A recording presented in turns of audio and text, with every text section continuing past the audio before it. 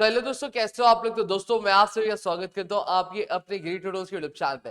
दोस्तों यहाँ पे अगर मैं बात करता हूँ, ऑलरेडी मेरे पिछली वीडियो में मैंने आपको हिस्ट्री के फर्स्ट चैप्टर की जो चीजें थी वो प्रोवाइड की थी। उसकी जो पीडीएफ थी नीचे डिस्क्रिप्शन में आपकी लिंक दी है, वहां पे मैंने फ्री मटेरियल सेक्शन में आप सभी के लिए प्रोवाइड क्या कर दी है। अब आज की इस वीडियो में सर बात क्या करने वाला, आज की इस वीडियो में बात करने वाला हमारे सेकंड चैप्टर को लेकर। ठीक है, सेकंड चैप्टर को लेकर जहां पर मैं आपको बताऊंगा हिस्टोग्राफी इंडियन ट्रेडिशन के बारे में, जहां पे कौन से मोस्ट रिपीटेड क्वेश्चंस है जो एक्सपेक्टेड है आपके एग्जामिनेशन में पूछे जा सकते हैं, इन चीजों के बारे में बात क्या करने वाले।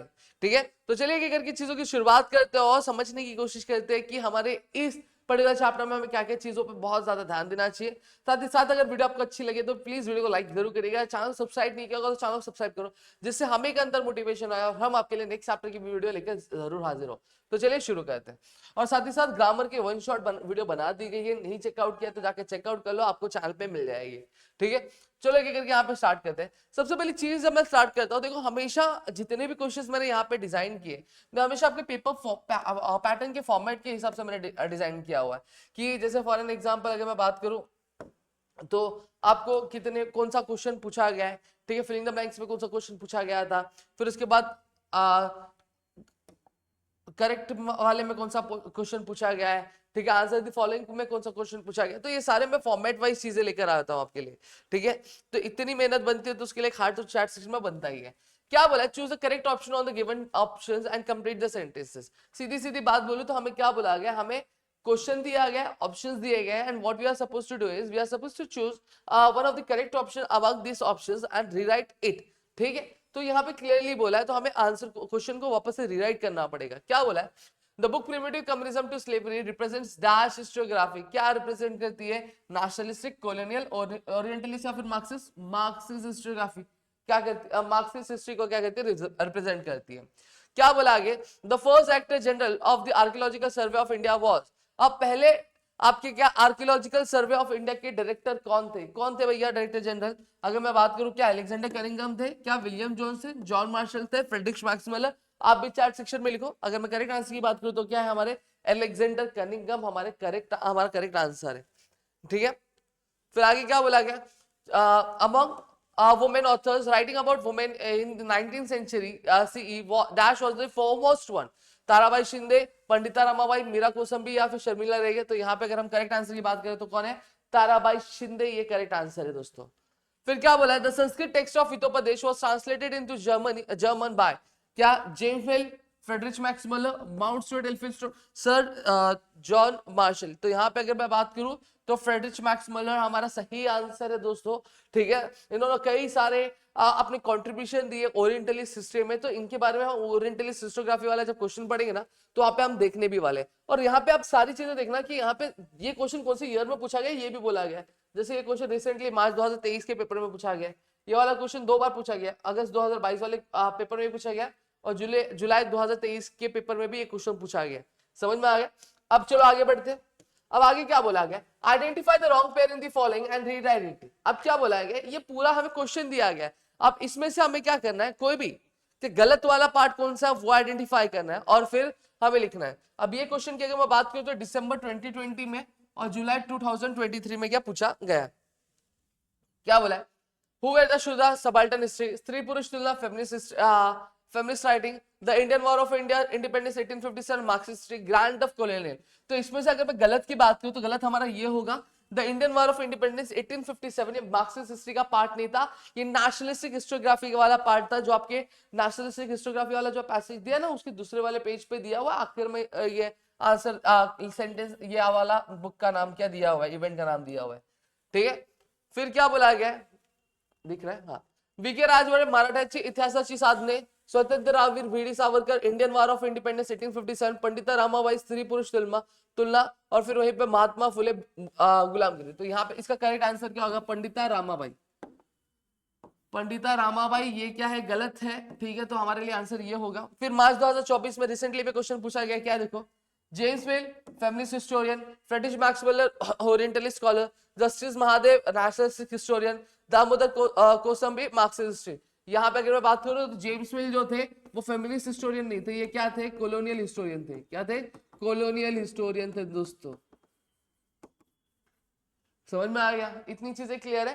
तो ये आपके 3 क्वेश्चंस है जो आपको पूछे गए इस चैप्टर से। अब आगे बात करते हैं। अब आगे क्या बोला गया, मैं थोड़ा सा जूम आउट कर देता हूँ, शायद दिख रहा नहीं आप लोग को।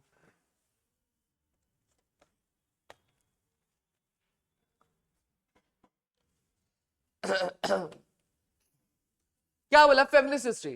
फेमिनिस्ट हिस्ट्री अगर मैं बात करूं, क्या बोला, feminist history studies the role and achievements of the women in history. सीधी सीधी बात, पहला पॉइंट क्या है, फेमिनिस्ट हिस्ट्री पढ़ता क्या है, वुमेन्स के क्या रोल्स है और वुमेन्स के क्या अचीवमेंट्स है हिस्ट्री में, इसके बारे में पढ़ता। तो पहला याद कर लो, रोल एंड अचीवमेंट्स। क्या स्टडी करता है, role and achievements of womens in history. ठीक है, it focuses on compiling their contribution. अब ये सबसे पहले से स्टडी क्या करता है, वुमेन्स के रोल और अचीवमेंट्स पास्ट में, साथ ही साथ इसका मेन रोल ये रहता है कि ये जितने भी रोल्स एंड अचीवमेंट्स उन सभी को क्या कंपाइल करना चाहता है, उनके कॉन्ट्रीब्यूशंस को क्या ये बताना क्या चाहता है। ठीक है, अब ये पहला पॉइंट हो गया। दूसरा पॉइंट में क्या दिया है, ताराबाई शिंदे। ताराबाई शिंदे क्या थी, की ऑथर थी, जिन्होंने क्या लिखा था, जिन्होंने वुमेन्स के बारे में क्या लिखा था, कौन सी सेंचुरी में, 19th सेंचुरी में। तो दूसरा पॉइंट क्या है, ताराबाई शिंदे एक की ऑथर है, जिन्होंने क्या वुमेन्स के बारे में लिखा था, कौन सी सेंचुरी में, 19th सेंचुरी में। नीचे देखेंगे, इन्होंने क्या किया था, क्रिटिसाइज किया था। क्या क्रिटिसाइज, किस चीज को क्रिटिसाइज किया था, जो मेल डोमिनेटेड सिस्टम है। सही बात है ना, हमारे सोसाइटी में अगर मैं बात करूं तो मेल्स की ज्यादा चलती है, मेल्स को प्रेफरेंस दिया जाता है, मेल्स डोमिनेटेड कल्चर हुआ करता था पहले। तो इन्होंने इस चीज को क्या क्रिटिसाइज किया, साथ ही साथ जो कास्ट इनइक्वालिटी है उसको भी क्रिटिसाइज किया। लेकिन कहां पे, क्या उनकी बुक में, क्या उनकी बुक का नाम क्या था, स्त्री पुरुष तुलना, जो पब्लिश हुई थी ईयर 1882 में, क्या पब्लिश हुई थी। समझ में आ गया। नेक्स्ट क्या है, पंडिता रामाबाई की बुक, जिसका नाम क्या था, the high cast Hindu women, जो कौन सी ईयर में पब्लिश हुई थी, 1888 में पब्लिश हुई थी। इसे भी बहुत इंपॉर्टेंट क्या माना जाता है। समझ में आ गया। पहला पॉइंट क्या है, फेमिनिस्ट हिस्ट्री फोकस करता है क्या, रोल और अचीवमेंट्स के बारे में, वुमेन्स का क्या था हिस्ट्री में।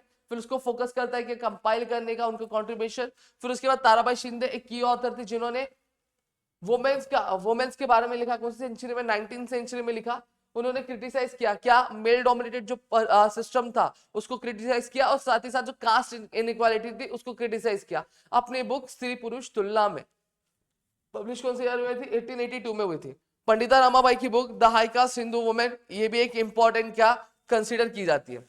फिर after India independence, feminist writing discuss issues like womens work condition, rights and equality. क्या बोला गया, इंडिपेंडेंस के बाद फेमिनिस्ट हिस्ट्री में क्या, कौन से इश्यूज डिस्कस किए जा रहे थे, वुमेन्स का वर्क कंडीशन कैसा होता है, उनके अधिकार क्या है, साथ ही साथ क्या इक्वालिटी है उनके बीच में, क्या इक्वालिटी दी जाती है मेल्स और फीमेल्स के बीच में, जिस तरह के मेल को ट्रीट किया जाता है क्या फीमेल को भी उस तरह से ट्रीट किया जाता है कि नहीं किया जाता, इसके बारे में।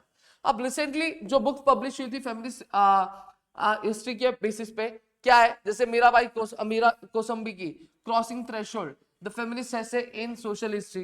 ठीक है, जो लाइव स्टोरीज जो है पंडिता रमाबाई की और डॉक्टर रुक्माबाई की क्या शेयर करता है। ठीक है, फिर literature that highlights the Dalit women's perspective like Sharmila Rege's writing caste, writing gender, reading Dalit women's testimonies. अब लिटरेचर जो एक ऐसी किताब जो क्या कहता है, दलित वुमेन का जो पर्सपेक्टिव है उसको हाईलाइट करता है, वो कौन सी बुक है, डॉक्टर शर्मिला रेगे की बुक, जिसका नाम क्या है, राइटिंग कास्ट, राइटिंग जेंडर। ठीक है, क्लियर हो गया, यह चीज भी हमने यहाँ पे क्लियर कर ली। फिर उसके बाद क्या था, ओरिएंटलिस्ट। ठीक है, ओरिएंटलिस्ट हिस्टोग्राफी। अब ओरिएंटलिस्ट हिस्टोग्राफी की अगर बात करूं तो मार्च 2024 में क्वेश्चन पूछा गया। क्या बोला गया, orientalist were European scholars who admired and studied eastern civilization. Orientalist कौन थे, एक यूरोपियन स्कॉलर्स थे जो आपके जो ईस्टर्न सिविलाइजेशन होते थे उसको बहुत ज्यादा प्रेस करते थे और बहुत ज्यादा रेस्पेक्ट दिया करते थे, उनको हम लोग ओरिएंटलिस्ट बोलते थे।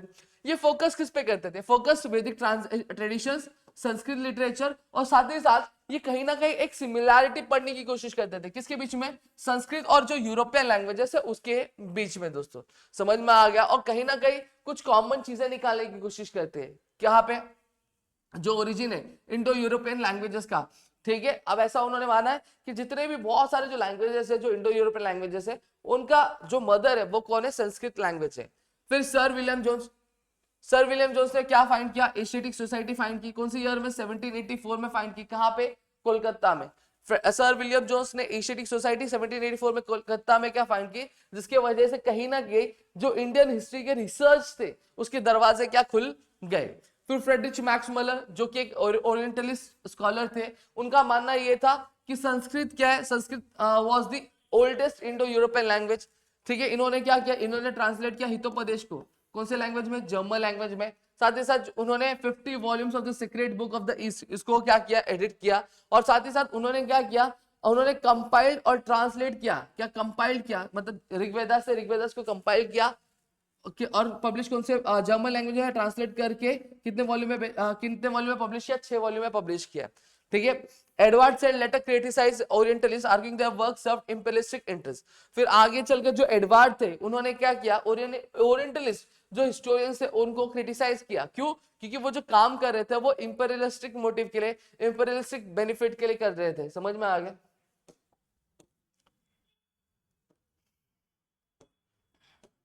क्या बोला, explain the following statement the region writing of the regional history received a momentum.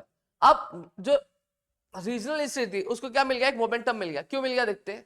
Nationalistic historiography थी वो किसके द्वारा लिखी जाती थी, इंडियन हिस्टोरियंस द्वारा। किसके द्वारा, इंडियन हिस्टोरियंस द्वारा, जो कहां पे ट्रेन थे, ब्रिटिश एजुकेशनल सिस्टम में ट्रेन थे। अब इनका मेन मोटिव क्या होता था, ये मेन मोटिव ये होता था कि ये प्राइड जो था इंडियन एशियन ग्लोरी का, जो गर्व वाली बातें थी इंडियन एशियन ग्लोरी की उसको, और साथ ही साथ आपकी जो सेल्फ स्टीम, एक जो सेल्फ रेस्पेक्ट होता है रीडर्स का, इंडियन रीडर्स का, उसको क्या वो वापस से रिस्टोर करना चाहते थे। विष्णु शास्त्री चिपलूनकर जिन्होंने क्या किया, जिन्होंने बायास हिस्ट्री को बहुत ज्यादा क्या क्रिटिसाइज किया, मतलब कॉलोनियल हिस्ट्री को बहुत ज्यादा क्रिटिसाइज किया। ठीक है, और साथ ही साथ अगर मैं बात करूं तो इनमें मतलब विष्णु शास्त्री चिपलूनकर की वजह से महाराष्ट्र में नेशनलिस्टिक राइटिंग क्या बहुत ज्यादा इंस्पायर हुई थी।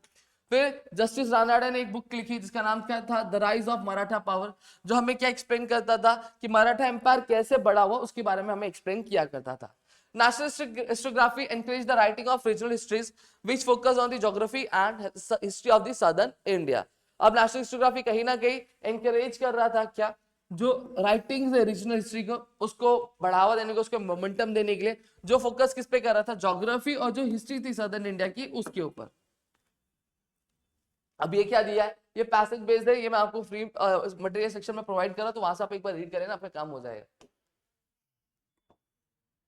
फिर क्या बोला, answer the following question, what is the contribution of Itihasacharya VK Rajwade to the historiography. अब वीके राजवाड़े का क्या कंट्रीब्यूशन था आपकी हिस्ट्री में, उसके बारे में हम लोग क्या पढ़ने वाले हैं। ठीक है, चलो स्टार्ट करते हैं। क्या बोले कि वीके राजवाड़े ने मराठी पे बहुत सारी चीजें लिखी। मराठी में अगर मैं बात करूं, मराठी में बहुत सारे टॉपिक्स पे लिखा, जैसे हिस्ट्री के बारे में लिखा, लिंग्विस्टिक लैंग्वेजेस के बारे में लिखा, एटिमोलॉजी, एटिमोलॉजी मतलब क्या होता है कि एक जो वर्ड है उसका ओरिजिन कहां से आया, उसकी शुरुआत कहां से, उसके बारे में लिखा। मराठी ग्रामर के बारे में भी क्या लिखा। अब ये बहुत ही स्ट्रांगली बिलीव करते थे, ही स्ट्रांगली बिलीव दैट कि हम जो इंडियंस हैं हमें हमारी हिस्ट्री खुद लिखनी चाहिए। हम इंडियंस नहीं, हम कोई भी रहो, ठीक है, हमें हमारी हिस्ट्री खुद लिखनी चाहिए क्योंकि हमारे बारे में हमसे अच्छा कोई जानता नहीं है। To support this he compiled and edited 22 volumes of Marathi Itihasachi Sadhane. अब ये बात को सपोर्ट करने के लिए कि भैया कि हमें हमारी हिस्ट्री खुद लिखनी चाहिए, इसके सपोर्ट में इन्होंने क्या किया, जो 22 वॉल्यूम थी किसकी, मराठी इतिहासाची साधने, इसको उन्होंने क्या कंपाइल किया, मतलब एक साथ लाया और साथ ही साथ क्या पब्लिश किया। ठीक है, जहां अगर मैं बात करूं, ही also said that history is a complete picture of past society. इन्होंने बोला कि हिस्ट्री जो है एक कंप्लीट पिक्चर है क्या, पास्ट सोसाइटी का, मतलब पहले जो भी इवेंट्स हुए हिस्ट्री उसके बारे में पूरा बताता है। हिस्ट्री सिर्फ अगर मैं बात करूं पॉलिटिकल लीडर्स, कॉन्स्पिरेसी या फिर वॉर्स या फिर पावर के बारे में नहीं है। अब an event become historical if it includes balance mix of time, space and personalities. अब कोई भी जो इवेंट होता है वो आपका हिस्टोरिकल कब बनता है, जब वो एक बैलेंस होता है, किन चीजों का, 3 चीजों का, टाइम का, स्पेस का और पर्सनालिटीज का।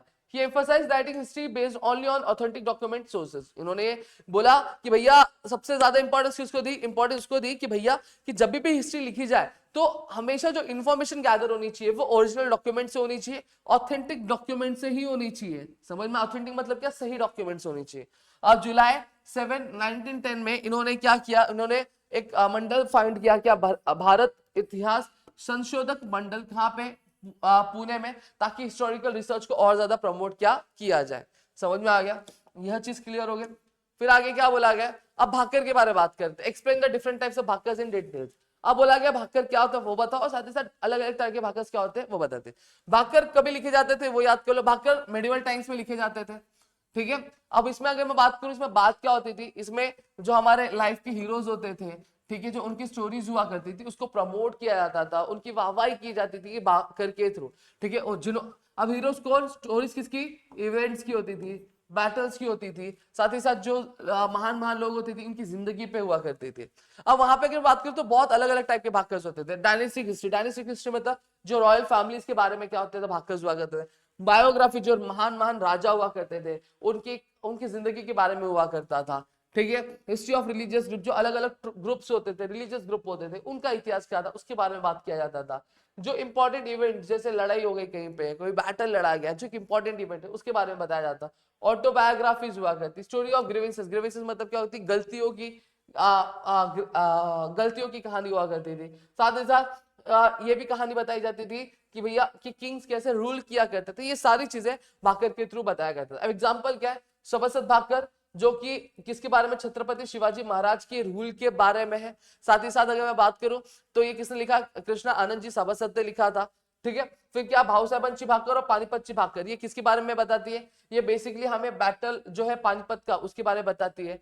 फिर होलकरांची खैपेत, ये जो होलकर्स थे उनका क्या कॉन्ट्रीब्यूशन था मराठा एम्पायर में, उसके बारे में हमें बताता है, ठीक है। भाकर्स के थ्रू हम क्या करते हैं, हम रूलर्स के बारे में पढ़ते हैं, उनका शासन कैसा हुआ करता था, उनका एडमिनिस्ट्रेशन कैसे हुआ करता था, किस तरीके से रूल करते थे, उसके बारे में हम पढ़ा करते थे। इसलिए भाकर एक इंपॉर्टेंट टाइप ऑफ डॉक्यूमेंट माना जाता है, ठीक है।